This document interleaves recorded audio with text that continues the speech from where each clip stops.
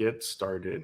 All right, we Sure. are recording now, so don't say anything about those murders you're connected to, and we're good to go. All right, 3, 2, 1.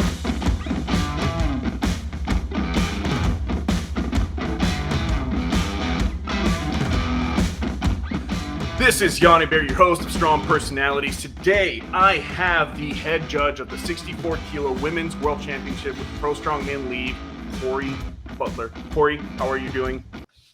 I'm great. How are you? I'm good. I'm really good. I'm excited to have you here.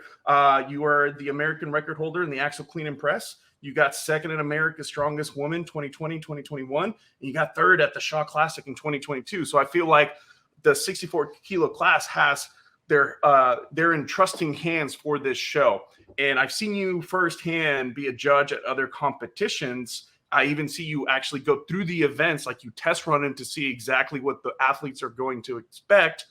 What are the athletes going to expect in Denver, Colorado this Saturday with all these events that they have going on, especially when it's a mile high up in the air? Yeah. So, the elevation is definitely a factor depending on who you are, right? Like I exist at a pretty high elevation. I'm in the Black Hills of South Dakota, so it's not too terrible a change, but I know, competing at the Shaw last year, it's definitely takes a toll on some of the girls that aren't used to the elevation. You have a hard time catching your breath. You get tired a lot faster. Like it's just a different environment. And it's a very fast paced show. Like we should be done in 2.5 hours. And that's a quick pace for anybody, let alone, athletes that aren't used to competing at that elevation or even competing that quickly in that elevation. So it could be a game changer for some people for sure, I think.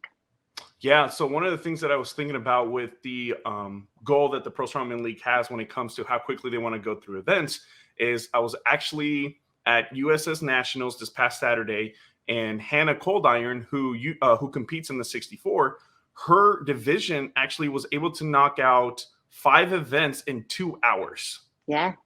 And she mentioned that for somebody like her who has competed in competitions like that, it wasn't that big of a deal. But for other athletes who were expecting that longer time between each event, you could tell it hit them hard. How would most of these athletes, do they get a heads up on how quick the pace is going to be? Yeah, I think that Tyler does a really good job of explaining, like, that's the goal, right? That's kind of been his vision for these shows, is to get it done just like that. Just go back to back to back in a 1-day quick kind of run through. I think it lends itself to a more engine type athlete than statically. They are still heavy events, don't get me wrong. Like there's the weights that these girls will be lifting, super impressive. But if you don't have that engine, like if you're not in shape and you're able to recover quickly, it's definitely going to hinder your performance. So let's talk about the events. We have 5 events. We start off with the max log press, followed by event 2, which is the deadlift medley with weights of 335, 385, the axle wagon wheel at 415 pounds for reps. Event 3 is the yoke at 480 pounds, 50 feet into a duck walk. And I've seen the videos for the duck walk. Yeah, it's so awkward. Followed by another awkward event, which is the power stairs, 225 pounds. And then event 4 is the odd object medley, which is 50 feet each way with a hydrant, a block, a sandbag, and a tire to 46 inches. And then finally, we have the head-to-head stone off at, I think it was roughly 236 pounds for the stone to a 46-inch. Is it going to be a yoke again? I believe so, yes. Okay. Yep. So we start off with the max log press. I love that y'all start off with that one. That's a big one for a lot of athletes. I think my guess is that Kate Connolly is going to be probably the front runner for that one. What's going through an athlete's mind when you're starting off with just a max lift? I mean, for me, I would rather have that event first than say last, because you're going to be fresh, right? Mm-hmm. So I would enjoy personally having that event. I guess it would depend on, if you're more of a statically strong athlete, maybe you're not looking forward, or maybe you are looking forward to getting that out of the way first. I mean, who knows? I'm excited to see, I've seen some videos, I've seen some training, excited to see what these ladies can put up. It should be a super good, who doesn't love a max event? Like it's going to be super exciting. And some strategy too. Like, you're going to have to plan those jumps and have an idea of what you're capable of. Like, everybody, I'm sure, has an idea going in, whether they do that with themselves or their coach, on what they want to hit, what they can hit, like what's a safe number that they know they can hit, and those types of things. So there's some strategy involved on that. At the same token, if you're not a statically strong lifter, like, what are you going to try for? How much effort are you going to put in to potentially fail, maybe lose that energy or lose that time for recovery on the next event? That's, if you were last, the lower you place in that event, the sooner you're going to start that second event. So Yes, because you're actually rearranging the order after every event, correct? right. So speaking of strategy, a lot of the strategy also comes with a lot of the experience that these athletes might have with previous competitions. How much of the strategy changes from your traditional competition that has all these other divisions to this one that is just that short period of time? I think it changes quite a bit. I mean, you're going to have to think about your recovery time, and like I mentioned, if you're not statically strong, like, you're not going to win that event, what weight can you hit to get you some points and still give you enough rest, or still put it, hold enough in the tank so that you're able to perform optimally the events that you're good at. So I think you do have to sit down and, regardless of pro, amateur, I mean, everybody, I think, has a decent amount of experience competing to where they should be familiar, at least should be familiar with what type of athlete they are, and know, what their strengths and weaknesses, if there are any weaknesses, that they have, and planning that accordingly, whether it's with a coach or just sit down and write their own game plan. And another thing that I like about the collection of athletes for this competition is you have a lot of different backgrounds when it comes to, we have previous power lifters. I believe Crystal is an example of that one. And then you have somebody like Diana Ferrer, who has that CrossFit background on top of the powerlifting background. And then you have other athletes that strongman has been mostly their main strength sport. So I'm excited to see like which backgrounds are going to help the athletes kind of survive this gauntlet that they're facing. I agree. We have a lot of, even geographically, like, so many girls coming from different areas. I'm super excited to see some new faces. There's a lot of these girls I haven't met before, haven't really seen compete. So that's super exciting to watch that, for sure. Yeah. So I know we have New Zealand. I know we have the UK. I know we have Canada. And then obviously the United States. And then also Mexico as well. I'm from Mexico, so that pumps me up. Seeing somebody from Mexico is really cool. Talking to Diana and just kind of hearing how, like, she was just doing CrossFit and powerlifting. And my favorite thing is the fact that her husband owns a fabrication shop. So she'll just be like, hey, can you make me this lock? Nice. Can you make me this? And I'm just like, oh, that's a huge advantage, because it is that makes a huge difference on the equipment you have available. Because for example, Meg Lata, who's from New Zealand, me and her talked about how it's a struggle sometimes to get things in. And even if she is able to order something right after she knows she's going to do a competition, it might not even get there by competition time. So I think that's another thing that these athletes are having to navigate. Have you had to navigate through anything similar to that, where like you don't have the right equipment or anything like that? I know strongman's becoming more popular, where it's all this equipment is becoming readily available. But then when we're talking about worldwide, there's still a huge gap on getting that equipment there. Yeah. So I live in, like I mentioned, in South Dakota, and I am the only one in this area that really competitively trains strongman. So everything that I have, I work out at a CrossFit gym. That's my primary place that I train. So everything that I have is pretty much stuff that I have bought or had made. So there are often times that I have to kind of on the fly train around how to do things, because I just don't have access to the equipment. I'm close-ish. I'm like 6-ish, 7-ish hours from Denver. So there have been times that I've driven down somewhere I know I can get at least touch the implements one time to get familiar, but very common for me to have to train around things because I don't necessarily have the exact equipment that might be in a show. And I think another advantage of the way that the Pro Strongman League has their competition set up, where it's just one division, there's more time to actually touch the equipment and to test run it. So even though you didn't have the exact implement during training, I think you have enough time to adapt to that implement before the competition runs. I would agree. You're not getting pushed. You've got 15 girls, right? So you're not competing with male versus female weights and weight classes. You're not competing with other female or male weight classes. Like it's your show.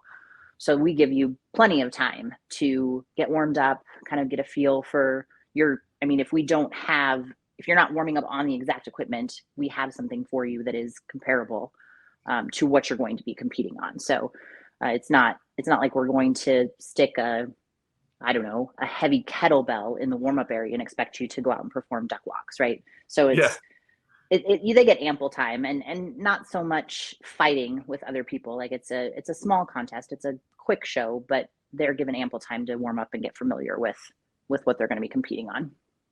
And then what kind of how do you feel about this being the first show for the Pro Strongman League? Like any like butterflies or anything like that, or are you just like you're ready to go because you trust the team that you have around you? Because you have Definitely a great team. Trust the team.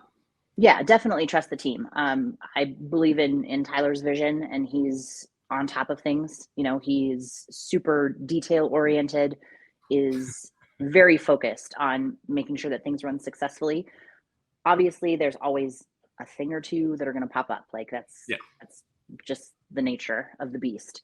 I get a little nervous just because being a head judge, like athletes' scores can depend on, you know, your performance as well. So I do get a little bit of butterflies from the judging side of things, but my goal is to just keep that same standard for everybody, make sure I convey what that standard is, you know, when I'm talking to the athletes and during rules, so that nobody is surprised by anything that happens.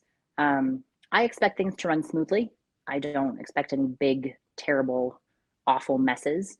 But if something were to arise, absolutely 100% confidence in the team to overcome and adapt and fix what needs to be fixed.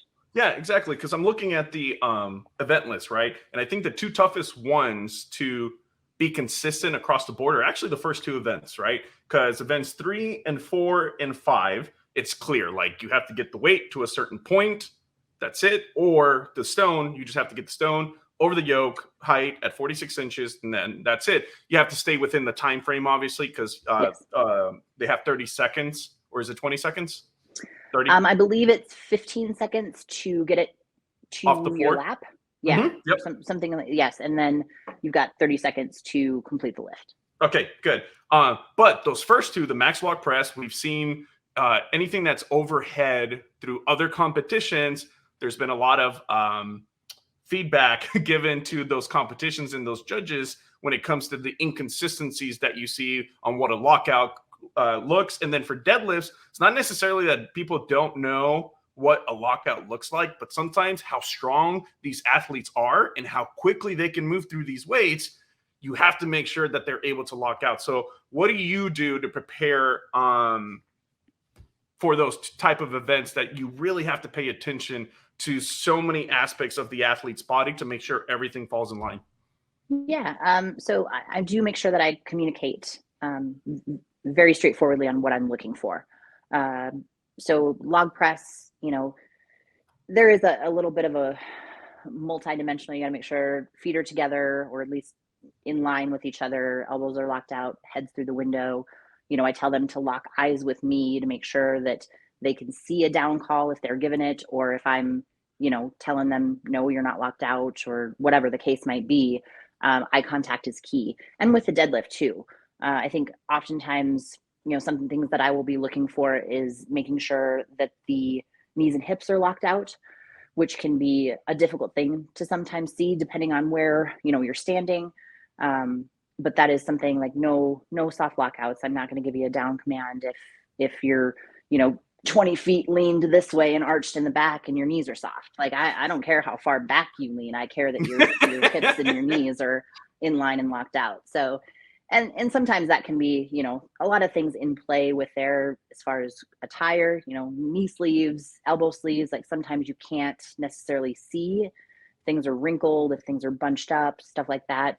There's a little bit of teetering there that you really do have to pay close attention to. I do like to check with the athletes beforehand, like during warm-ups, to say if you have lockout issues, if there's an injury, if there's something I need to know about that prevents you from holding the standard, you need to tell me about it beforehand. If you wait until we're, mid lift or you're walking up for the event, I'm going to expect you to perform at that standard unless we have a conversation beforehand. Yeah, and that conversation is critical. And I think the newer athletes into the sport, they have a little trouble of like speaking up to the judge, maybe saying no when it's like athlete ready and like, oh no, there's something wrong with the weight and they don't want to interrupt. But obviously these experienced athletes will be able to get ahead of that. So the deadlift medley, we have the 2 weights and then the axle wagon wheel for reps. I want to go to the duck walk because that one looks like it's just a beating and it favors taller athletes. Is that something? You're a taller athlete. How tall are you again? 6 foot. Yeah, so you're 6 foot. What would you tell to like a Nadia Morrison? Nadia, I'm not picking on you. I've seen you at other competitions. We know the truth there. And we've seen the videos. It's a struggle bus for the shorter athletes for both the duck walk and the power stairs versus our taller athletes like Peyton Day, Carly Oliveira, who are on the taller end in this weight class.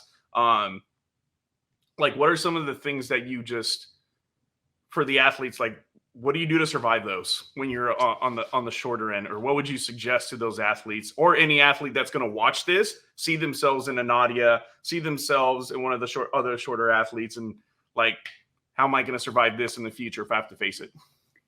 I think duck walk is kind of its own, kind of ranks up there with the Husafel. Like you just have to get comfortable with the idea that you are going to be miserable, and however you're going to get that from point A to point B is how. I mean, there really aren't much for tips and tricks on that one. I don't feel like power stairs.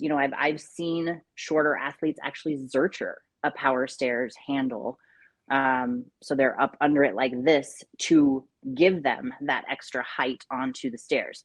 Obviously, you have to be extremely strong to be able to pull that off. But that is a way that I've seen some shorter athletes adapt to the power stairs, is they're actually zerchering it and loading it that way versus a normal, conventional deadlift type setup where they're picking it up with their hands on the handle and muscling it to the stair.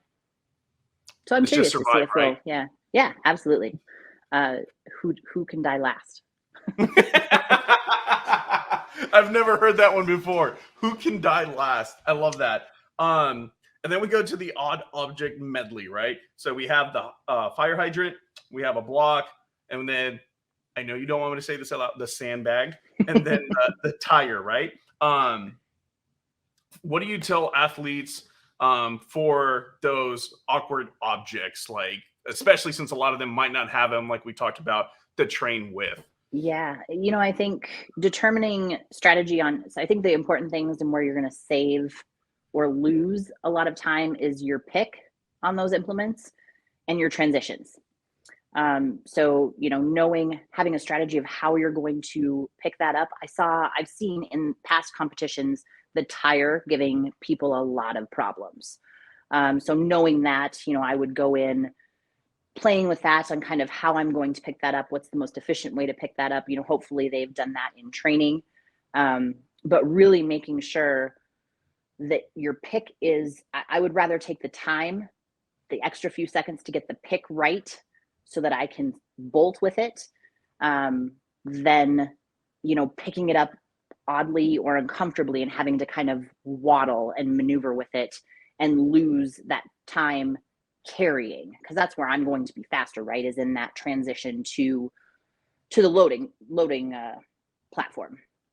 So I would say focus on a good pick, focus on your transitions, sprint back to that next implement, have an idea of, know which side you're going to go to. Obviously there's not a whole lot of setup and things that they can do prior to the event, but, knowing with your sandbag, like, are you going to kind of tilt it and pick it up that way? Are you going to have it laying on the ground and you're going to pick it up and you're going to, front carry, like how you're going to do that? Knowing those things to try and eliminate as many mistakes as possible is key in that event for sure.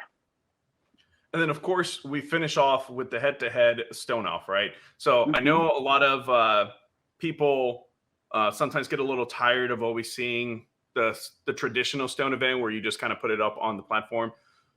I like this better. It's more entertaining, especially when you see the athlete head-to-head, and it's like it's another event where who dies last. Why is stone historically such a great cap to competitions, in your opinion? I think from a strongman standpoint, it's very iconic, right? Like it's known. If somebody asks you what you compete in, what you do, and I say strongman, and they're like, well, what does that mean? What is strongman? And I'm like, the guys that you see on ESPN that load the big rocks. Oh yeah, I've seen that. That is strongman. So I think that's definitely an identifier. Like, I think that's how people correlate what strongman is the Atlas stone. So I feel like ending on that iconic event, I do very much agree with you in the way that Tyler has set that up to having that head-to-head component is super exciting. And it really pushes athletes. Like, we've seen athletes do 20 plus reps. Can you imagine doing 20 reps? Think about that sitting at home. You are picking up something that weighs 230 pounds, 200 pounds, whatever the case might be. Shoot, 150 pounds. You're picking that up. It's almost double their body weight. Right. You're picking that up 20 times. And you've got that time. It's not like you're doing, a powerlifting set or even a strongman set where you're doing 5 reps and then you go sit down for 10 minutes, eat a granola bar, drink some chocolate milk, and then you go back and do another set, right? Like you have a 30-second time frame to do that. And once you're done, you're done. Like if you miss, you drop it, you put your hands on that bar to help it over, you're done. That's it. So it adds an element of excitement for sure. And then just to explain to some people that haven't seen it, you keep going back and forth. The second somebody stops, the person who's been going, they still stay there. They just get the same amount of rest while the other athlete that's next in line jumps in, and then their time starts. So then not only are you trying to beat the person in front of you, you got to remember that you have the line of other athletes, in this case, the other 15 athletes, especially if you're the first one to start. Yeah. You have more athletes that are going to be fresh. Well, as fresh as you can be after 4 events, ready to jump in. And that I feel like that's also something that mentally you have to prepare for. Definitely. Like you said, so we're going again in order of, at that point, that last event will reposition everyone they'll go in the order that their place currently is. So, last place will go first in the standings, first place will jump in last. So if you've got a last place person who happens to be really good at stones, I mean, like I said, we have seen people do 20 reps on that stone before they're out, but you are correct in. So if they get it in their lap, once it's in their lap, if they drop it, don't successfully make it over the yoke bar, or there is a rule that if they grab that yoke bar at any point in time, or the yoke at all, and to push that over maybe with their chest, it's a disqualification. So then they're done at that point. But yeah, you're competing. If you've got somebody that's in 15th place, they could have somebody jump in that's in 6th place, 5th place if they go long enough. And yeah, that person, for all intents and purposes, is fresh. Yes. So I think another thing that I enjoy about the events that were selected for the Pro Strongman League 64 kilo World Championship is they're great to watch, like as an audience member, if you're there, or if you're watching it, if it's getting streamed. And this time it's getting streamed by ADO Live. It is. Yes. Do you, as the sport's grown, right? So how long have you been doing Strongman now? I started in 2015, been pro since 2018. Okay. So you've seen how much bigger these shows are, not only in person, right? Now you have so many more eyes because of great companies like ADL Live. They do a great job. Definitely. They've been doing this now since I believe 2019. That's the earliest I remember seeing them at a strongman show. Does that has that impacted your performance, or has that ever distracted you knowing how many more people are going to be able to watch this? No, distracted or made me nervous, not particularly. I think it's great to have the Yeah. exposure. Like that's how we're going to grow the sport and continue to grow the sport, is having that exposure and accessibility to these types of shows. When I started, it was basically Facebook Live was the most streaming type stuff we would get to do. But I think it's fantastic. ADL is great to work with. Tyler has actually kind of worked with them. So if you send PSL a picture of your receipt from the live stream, we've got a whole bunch of partners that have donated services and things that you can be entered into drawings or get automatic discounts for. Those details are up on the PSL Instagram page if anybody needs a look at those items. But I'll put I it in think the it's description. yeah, I think it's fantastic. Especially we've got a lot of international travelers in this competition that aren't able to bring their families with them. They get a front row seat. They can watch from their couch as it's going on, and they can also go back and watch it, which I think is incredible as well. But yeah, ADL does a fantastic job with the feed. I'm super excited that they're on board. Ooh, that is a good call out that you made, that with more eyes, the athlete's brand as individuals is going to be out there. What are some of the challenges that all of the athletes are facing when it comes to kind of having to put themselves out there a little bit more, not just for them to be successful as an individual, but to help the sport grow? I like to remind athletes that it is a show. Obviously we don't want a bunch of fake personalities and necessarily, I mean, it's a competition. I guess I shouldn't call it. It's not a fabricated TV show. But they do, I mean, they want to be entertained at the same time. Like we want them to perform well. We want them to focus on them. But when the event's over, yes, smile, wave at the camera, say hi to mom and dad, whatever the case might be.